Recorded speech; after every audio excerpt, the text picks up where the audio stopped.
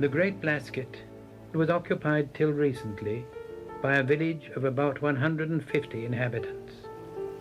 The language was Irish, Gaelic. No English was spoken and very little known. A rare combination of circumstances enabled them in their last years to leave a record of their traditional way of life in books written by themselves. The three best have been translated into English. The Islandman by Thomas O'Crehan, 20 Years a Growing by Maurice O'Sullivan, and An Old Woman's Reflections by Peg Sayers.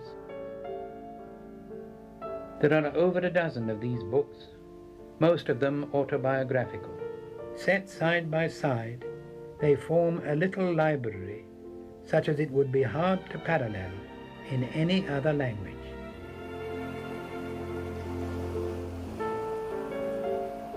The favorite pastime of the islanders, apart from singing and dancing, was storytelling. The stories may be divided into two classes. First, there are the tales relating to the Fenians, especially the last of them, Oisin, and a variety of other tales from the times when the country was under magic. Secondly, there were tales of local history. Besides these, there were stories of another kind. In them, the storyteller relates events of his own life, speaking in the first person. In all respects save the subject matter and the use of the first person, these autobiographical tales were indistinguishable from the traditional tales. The new tales were modelled on the old. What these writers did was to weave their autobiographical tales, told many times at the fireside, into a continuous narrative in book form. In this way, they succeeded in carrying over into print the art of the spoken word. It was as if the old Gaelic world had become articulate just as it was about to expire. These books are the literature of a pre-literate community. We have no reason to regret the passing of that world, because in the reality of everyday life, it was nothing but a grim struggle for bare subsistence. At the same time, we should be grateful to these Blasket writers for having left us a memorial of their materially backward but highly cultured community. And perhaps we have something to learn from them about the state of our own culture.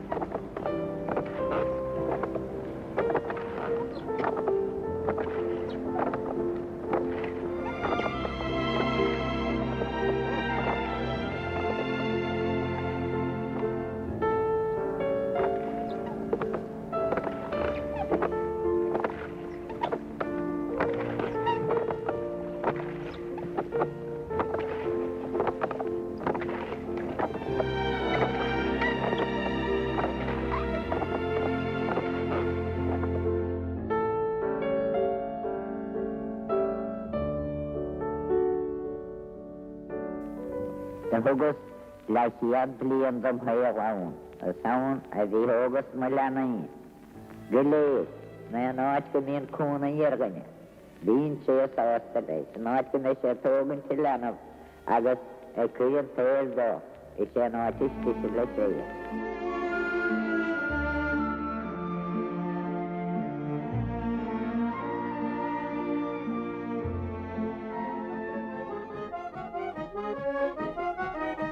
Rúg mission na brán éideag tucha seacht. Bet más ó crihín maithir cína, a bhac seán maithir.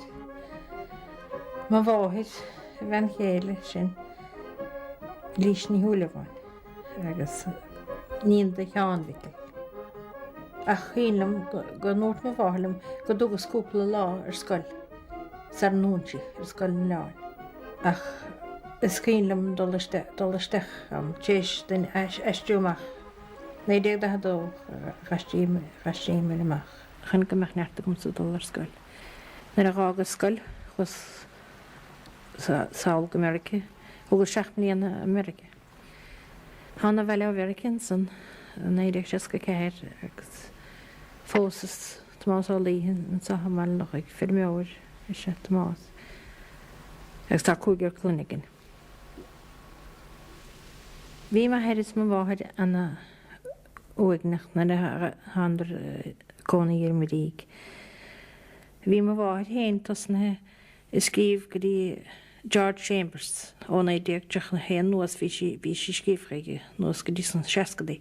Ach na bhíoh sé caiintlína gcónaí bhíoh sé chu sí san lán agus sé is éilistí.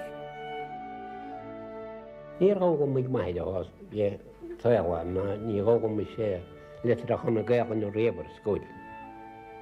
Bearhaid fada bíige. Ní dólim go dáine sé sin is deachna gin in néar ná an midí seán ach ná bead ná bhéad le héadíon tá na ramma bechan.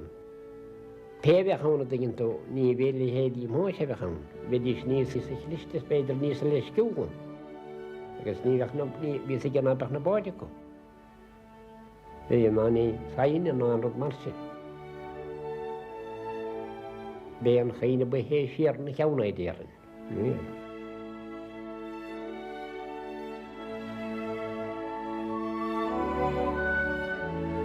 Hasan sgwyd ag agan trwy mewn, pwyl mae harsio bos agos gan mewn chobiau'n diag, gys nod o'ch stig sgwyd yn syn.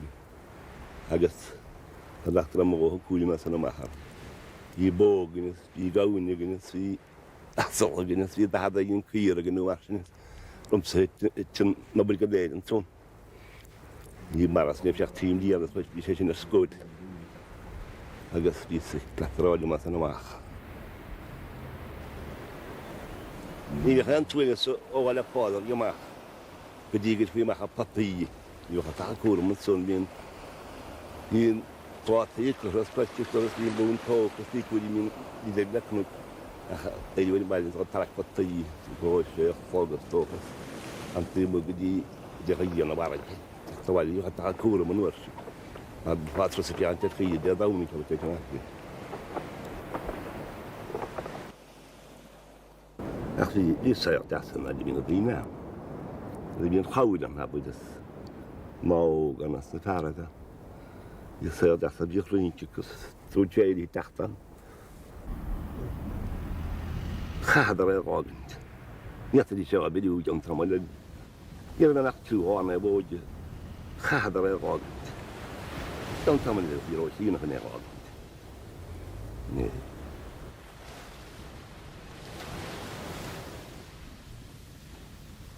Chaimid ag agant.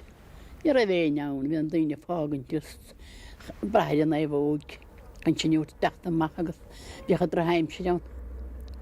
Agus ní a bhéin ann, ní an daoine fnacht bhí ar léir cardóibh. Agus bhfuil ága múlinn san ar a bhí sé cruagin in leán an orsin an ar a bhenach begáin daoine. Is tu gan bhíon anam dearnachas an leán, ní a bhéin deanam bhil ann a ché, ní a bhéin scoilean. Agus an sonna dingin tu bhí seanna chroigid an éon scoil. Agus chaimid ag ágant an sonna bhí sé 7 bliana. An éos go háin sé meach go dún chun scoile. Bhí gin is ar an ceart go leor ag ágant. Ach, haine mar go dún chuine, sa bhíon an daoine cardúlas, bhí haine gin ar a daoine. Chadi sé gagant ar deile. Wel, te sé tara cogad dawnda. Eine gyfer ein ar ac yn wrth sy'n glis, agos fi. Hwg ydi sawgad nhw, hwg ydi eisiau twyd i sgwg, doch yn grawd ar doch sawgad costio toch chwch doch. Cyn i ddyn agos beth gys tiwras na chaint, i gyn wrth sy'n tara eisiau tara cogad dawnda, sawgad ar ac. I'r gynta yn acti o anna i fod. Wrth sy'n.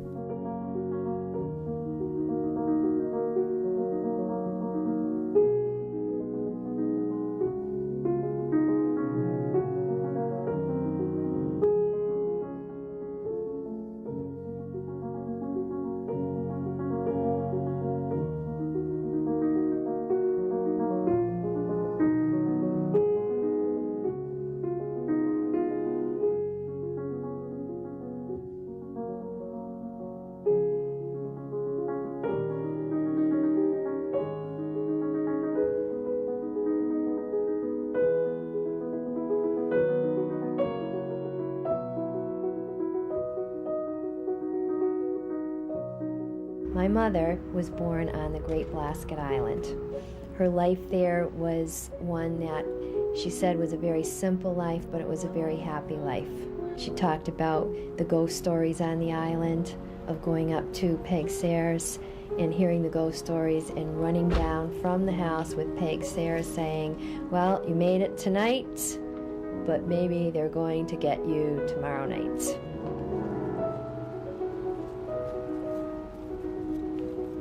My mother came to the States at 19 years old, and I have now 2 sons that are 22 and 23, and I can't imagine how difficult that was for anyone to leave not even a state but an entire country and come across the ocean. And of course in those days, never knowing when they would be back again. How did anybody watch their children one after another go out in the boats and maybe never see them again? My mother was the first in her family to come to America. And she came with a trunk and all her worldly possessions in it.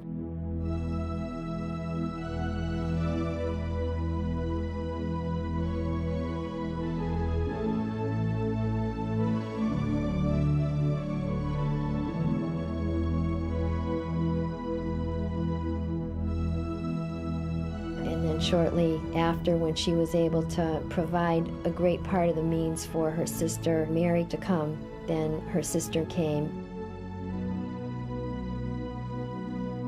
Then there was another sister, Eileen, and then there was another sister, Moray, and a brother, Tomas, who also came out to this country and lived in the Springfield area, so we were very close to them also.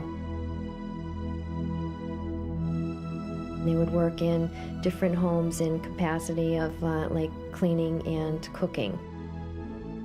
My father was from Dunquin. My mother often said that she knew of him, but she really didn't know him in Ireland. And it wasn't until they came here that she knew him. I think that the Blasket Island people, as long as there are those who have spoken to them, who have known them, will always live. Vi var angas och någon år sedan lämlin chikai så. Kul work ha had det kan just Springfield. Vi inte kör när vi sen hos. Agas vi det winter nog holen så här. Agas vi between the winter och heen så här. Jag nog holen agas vi inte kör när gelegen märke. Det får ju hela kubas. För det winter och heen så det kan små vi reva kom så då. Dan robben då och heen för sig bast det. Lejenetin. Weil wir nicht in Work und so nur. Ich die faktiskt inte nåt. Ni kunde kena faktiskt då. Jag köpte na sa pel na doktor na faktiskt. Så tills där för det dine är så dumt att jag står i med dine ögas. Det är faktiskt det gör mest stå på mattan. Då får det chansen att hålla med. Så tas mig det blir skickligt att hålla med. Hade dollar med havade kurs det inte. Hade det här det är faktiskt långt. Nej, inte det är så när jag ragar mig. Agas för var vi kedde till hur sånt står med det var en. Agas som så är det då.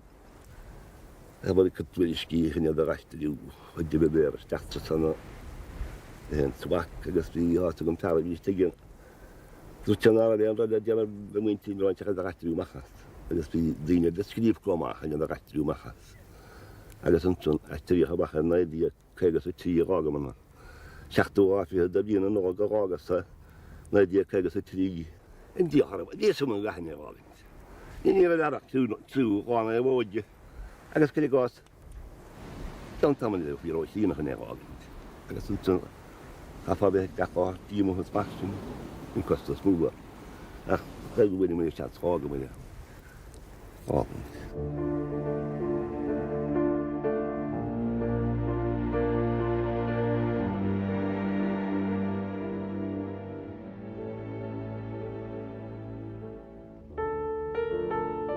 Tagen var mycket gael fin sömmen.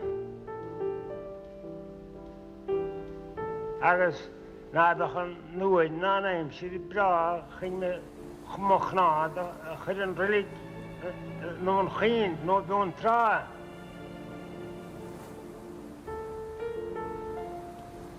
Agus gybegan sy'n lan, ffadach i'r ffilm ach bladam, mae chwrdd dont am y bwyntri. Sy'n tompl Dúchas.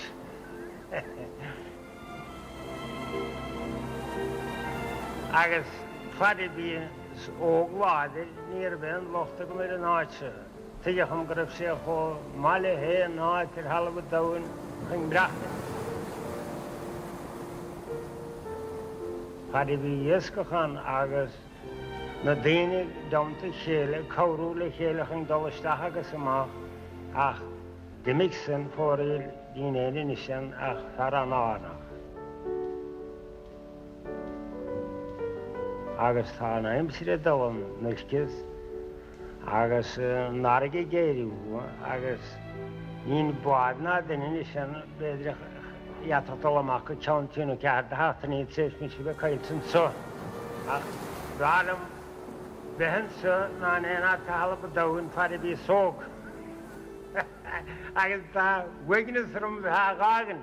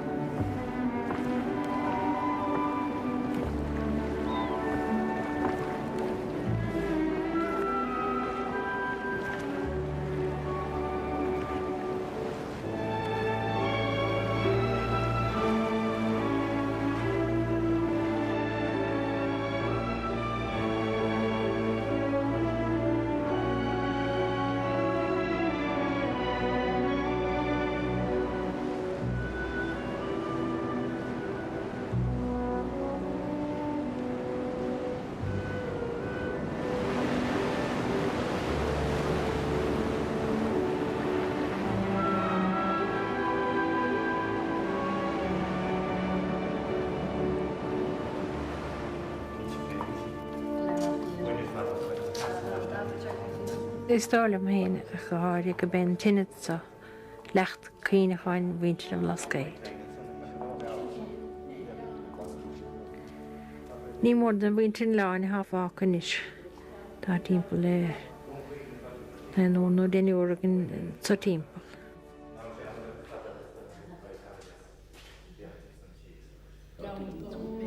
Mór a ddaitar an ceann an sosdík. Ó sé hanna mun déach ní bhah mé ráile ní nérála chu an ceann. Ní bhana go bhiste de, ní mé ge bailile raíist na hín picúirta.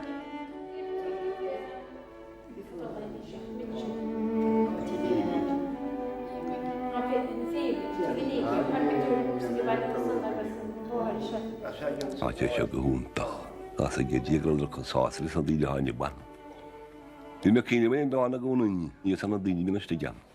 Bín mairéad sanna ítíir sin an arsam go mórhar bhíh scópanna san í gas go mairéal. Cíine bud idir an dána bí. Teanna lasús, chudóireach, prátaíos, coirce.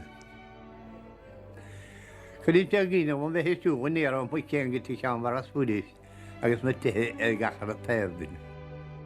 Madar as gabhhuiili mé bedíise, far le sasá súlmige, annam, sé an picúis tí seach na soraíach.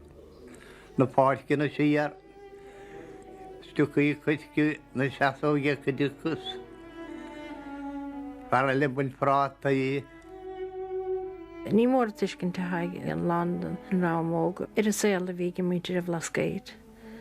Ach go bhfuil níos mó sim chur chuáin sa timppelach go cháire ó hosling go tinad. Tucha sé istechan an són. Agus cí sé pictúid in láhain. Agus léirigh san anna réiteach dála.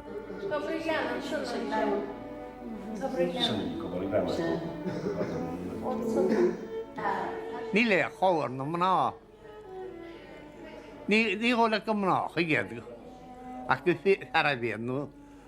No daine dús ó Africas. Daine náte na masú. Snecha mas mútha. Ach sé rud rain an só. Get obair hún gáin fadó. Na bhí sem le íine ó go fá saoil.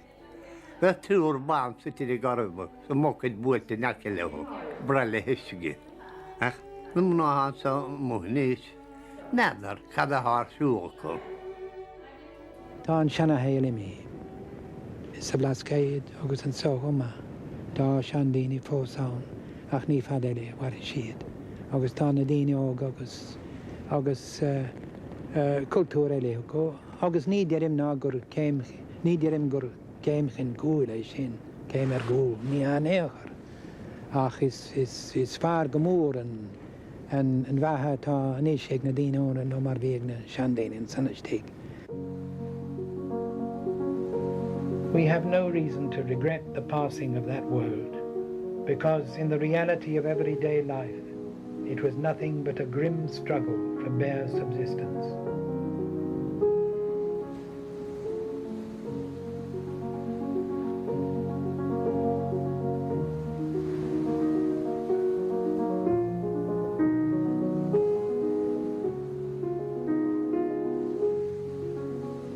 At the same time, we should be grateful to these Blasket writers for having left us a memorial of their materially backward but highly cultured community. And perhaps we have something to learn from them about the state of our own culture.